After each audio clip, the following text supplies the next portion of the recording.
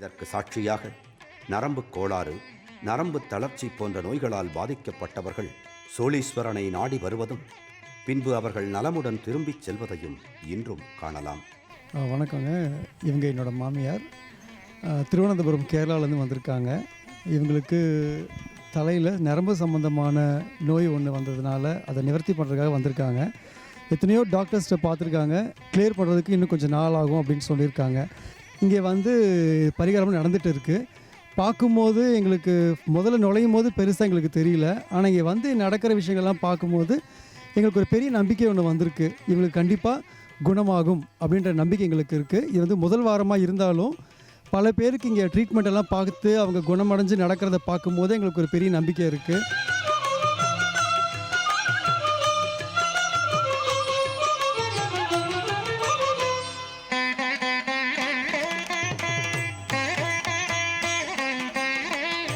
சிவாய நமக. நான் வந்து 3 வருஷத்துக்கு முன்னாடி இந்த பைக் ஆக்சிடெண்ட்டில் ஆகி கால் நடக்க முடியாமல் இந்த கோயிலுக்கு வந்த பிறகு இவருடைய சோழீஸ்வரருடைய அனுக்கிரகத்தினால எனக்கு கால் சௌரியமாகி அவரே என்னை வந்து இந்த தொண்டு ஊழியம் பண்ணுறதுக்காக என்னை இங்கே அழைத்துக்கிட்டார். நான் எங்கே இருந்தாலும் திங்கக்கிழமை வந்து இங்கே வந்து பக்தர்களுக்கு அவங்களுக்கான உண்டான நோய்களை, நரம்பு சம்மந்தப்பட்ட நோய்களை நிவர்த்தி பண்ணுறதுக்கு தடவி அர்ச்சனை பண்ண விபூதியை பூசி விட்டு அவங்க குணமாகி வராங்க. முட்டி வலி, நரம்பு சம்மந்தப்பட்ட வாதம் எல்லாத்துக்குமே வந்து இங்கே பரிகார ஸ்தலம். ஸ்ரீ சோழீஸ்வரர் கிழக்கு நோக்கி எழிலுடன் காட்சி தருகின்றார். அன்னை காமாட்சி தெற்கு முகமாக நின்ற கோலத்தில் அழகுற அமைந்து அருள் பாலிக்கிறாள். ஆலயத்தின் மேற்புறத்தில் வள்ளி தெய்வயானை உடனுரை முருகன் சந்நிதி அமைந்துள்ளது. கீழ்ப்புறத்தில் ஸ்ரீ ஐயப்பன் ஆலயமும் அதன் அருகே நாக தெய்வங்களும் அமைந்துள்ளன. இவ்வாலயத்தின் தல விருட்சம் வில்வ மரமாகும். தல தீர்த்தம் கூவமாறாகும். நரம்பு கோளாறு நீக்கும் தலம். இந்த கோயிலின் சிறப்பே நரம்பு கோளாறுகளை நீக்கும் அரிய மருத்துவராக இறைவன் விளங்குவதாகும். இதனால் இவரை நாடி வரும் பக்தர்கள் நம்பிக்கையுடன் இவரை வழிபட்டு வருவது குறிப்பிடத்தக்க அம்சம். நாங்கள் இது 4 வருஷமாக பண்ணிகிட்டு இருக்கோம். நானும் உடம்பு சரியில்லாதான் வந்தேன். கழுத்தெலும்பு தேஞ்சு ஜவ்வு வெளியே வந்துட்டு 2.5 லட்சம் ஆகும். பேண்டேஜ் பேக்கேஜ் 2.5 லட்சம் ஆகும்னு சொன்னாங்க. அப்புறம் எங்களுக்கு எங்கள் ஃப்ரெண்டு தான் கூட்டின்னு வந்தாங்க. இங்கே நாங்களும் 6 வாரம் வந்து இந்த பரிகாரம் பண்ணி, அதுக்கப்புறம் நான் 20 வருஷமாக இந்த சிவத்தொண்டில் இருக்கேன். உழவார பணி செய்வேன், தேவாரம், திருவாசகம் இதெல்லாம் படிப்பேன். அது இதில் சாமி ஒரு இது கொடுத்துருக்காரு. அந்த இதில் நாங்கள் இந்த வேலையை செய்வோம். இவருக்கு செய்யப்படும் அபிஷேக விபூதியும் வில்வமும் இவ்வாலயத்தில் மருந்தாக வழங்கப்படுகின்றன. 7வது வாரம் வேண்டுதலை நிறைவேற்றும் விதமாக தங்களால் இயன்ற வகையில் அபிஷேக ஆராதனைகள் செய்யலாம். இயன்றவர்கள் அன்னதானமும் செய்து வேண்டுதலை முடிக்கலாம்.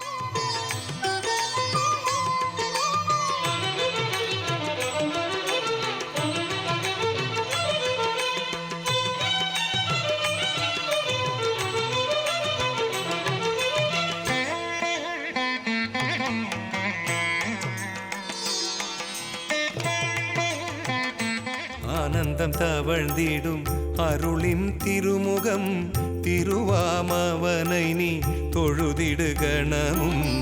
ஆனந்தம் தவழ்ந்திடும் அருளின் திருமுகம் திருவாமவனை நீ தொழுதிடு கணமும். குருவாயெண்ணி கும்பிடு மனமே, குருவாயெண்ணி கும்பிடு மனமே, அனுகிரகம் செய்வான் ஸ்ரீ ஹனுமானே, அனுகிரகம் செய்வான் ஸ்ரீ ஹனுமானே. ஸ்ரீராமதூத மகாதீர ருத்ரவீர சமுத்பவ அஞ்சனா கர்ப்ப சம்பூத வாயுபுத்ர நமோஸ்துதே. ஸ்ரீராமதூத மகாதீர ருத்ரவீர சமுத்பவ அஞ்சனா கர்ப்ப சம்பூத வாயுபுத்ர நமோஸ்துதே. ஆனந்தம் தவழ்ந்திடும் அருளின் திருமுகம் திருவாமவனை நீ தொழுதிடு கணமும். பூமருவி புள்ளினங்கள் புகழ்சூடும் புல்லரையன் புனலரங்கமே என்று ஆழ்வார்கள் போற்றியதைப் போல் திருவள்ளூர் என்கின்ற இந்த கஷேத்திரத்திலே நதிகளும் குளங்களும் ஆறுகளும் நிறைந்த இந்த வனத்திலே அக்காலத்திலே இந்த ஆஞ்சநேய மூர்த்தி இங்கே பிரதிஷ்டை செய்யப்பட்டுள்ளார். இந்த ஆலயத்தினுடைய வழிபாடு மாதவ சம்பிரதாயப்படி தொன்று தொட்டு நடைபெற்று வருகின்றது. முதலில் லட்சுமி நாராயணருக்கு அபிஷேக ஆராதனை முடிந்த பின்பாக ஆஞ்சநேயருக்கு மிக விசேஷமாக நடைபெறும். உருவ அமைப்பு ஏறக்குறைய அனுமனுக்கு 3 மூர்த்தங்கள் உண்டு. வீர, பக்த, யோக என்ற 3 மூர்த்தங்களிலே இவர் வீரமூர்த்தமாக திகழ்கின்றார். எடுத்த பாதமும் எடுத்த அடியும் என்கின்ற பாவனையிலே அர்த்தசித்திர வடிவத்திலே கையை சிரசுக்கு மேல் உயர்த்தி அபயஸ்தமாக, இடுப்பிலே கத்தியும் மார்பிலே சந்திரகாரமும் வால்நுனியில் மணியும் பங்கம் என்று சொல்கின்ற முழங்கால் அளவிலே பல்லவர் காலத்துடைய சிற்ப சாஸ்திரங்களிலே அமைக்கப்பட்ட முறைப்படி அவருக்கு கால் மணிக்கட்டின் மேலே பங்கம் என்று உண்டு. கைகளிலே கங்கணமும் கால்களிலே தண்டையும் உண்டு. இந்த அமைப்புடன் ஏறக்குறைய 600 ஆண்டுகளுக்கு முன்பாக பதிவு செய்யப்பட்டுள்ள ஆஞ்சநேயர். வரப்பிரசையான இந்த ஆஞ்சநேயருக்கு வருடங்கள் தோறும் மிக சிறப்பாக உற்சவங்கள் நடைபெறுகின்றது. ஸ்ரீராமநவமி உற்சவம், மார்கழி மூலநட்சத்திரத்திலே அனும ஜெயந்தி உற்சவமும், வருடத்திற்கு ஒரு முறை லட்சார்ச்சனை வைபவங்களும் இன்னும் சிறப்பான பல உற்சவம் நடைபெற்று கொண்டிருக்கின்றது. ஆஞ்சநேயன் என்றாலே நம்மை ஆட்கொண்டு அருள்பாலிக்கின்ற பெருமையும், நாம் உடலில் இருக்கின்ற பிணிகளை நீக்கி மன தைரியத்தையும் தன்னம்பிக்கையும் தந்து நாம் எல்லாவிதமான காரிய சித்திகளையும் நமக்கு அருளிச் செய்கின்றவர். சின்ன திருவடிகளே சரணம் என்று இவர் பாதத்தில் வந்து அருள்மிகு வீராஞ்சநேய பெருமானை தொழுதால் எல்லா விதமான வினைகளும் கலைந்து நன்மை அடைவார்கள் என்பது திண்ணம்.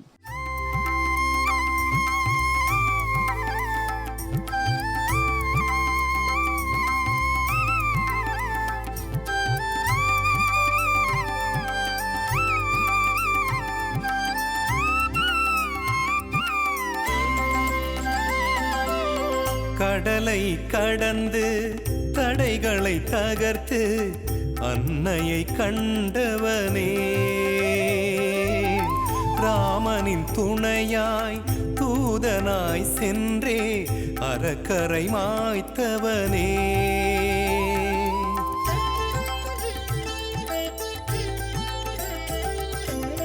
கடலை கடந்து தடைகளை தகர்த்து அன்னையை கண்டவனே,